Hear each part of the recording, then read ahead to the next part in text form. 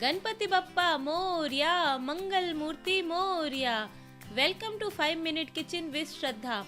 आप सभी को गणेश चतुर्थी की ढेर सारी शुभकामनाएं। इस शुभ अवसर पर मैं आप सभी के लिए एक स्पेशल रेसिपी लेकर आई हूँ जो कि हमारे प्यारे गणेश जी को बहुत पसंद है, मोदक। आप अपनी कीटो डाइट के दौरान यह लो कार्ब मोदक बनाइए और त्योहार का आनंद लीजिए। आइए स्टार्ट करते हैं।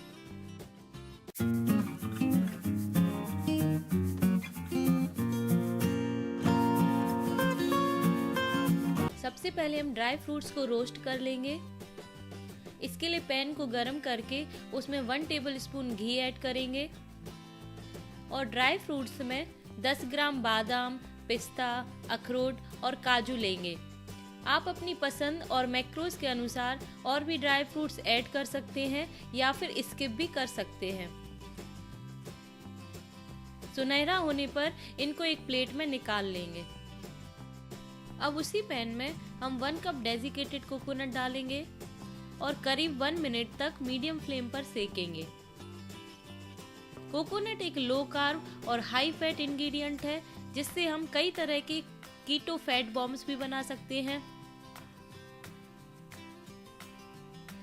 अब इसमें हाफ टेबल स्पून खसखस ऐड करके 30 सेकेंड तक सौटे करेंगे। इंडियन लड्डू में खसखस एक स्पेशल इंग्रेडिएंट होता है जिसके बहुत सारे हेल्थ बेनिफिट्स भी होते हैं। अब हम आधा आधा करके 1 कप कोकोनट मिल्क ऐड करेंगे।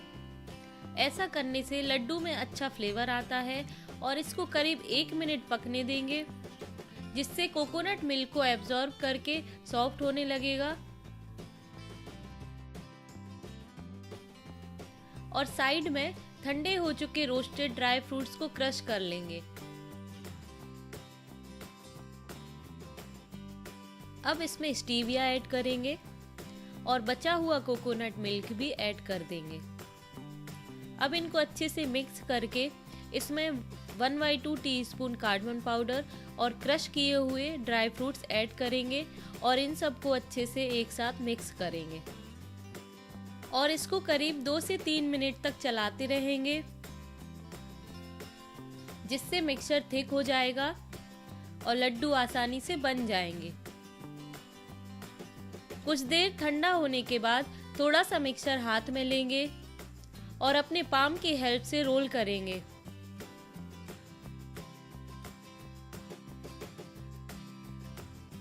और मोदक को शेप दे देंगे।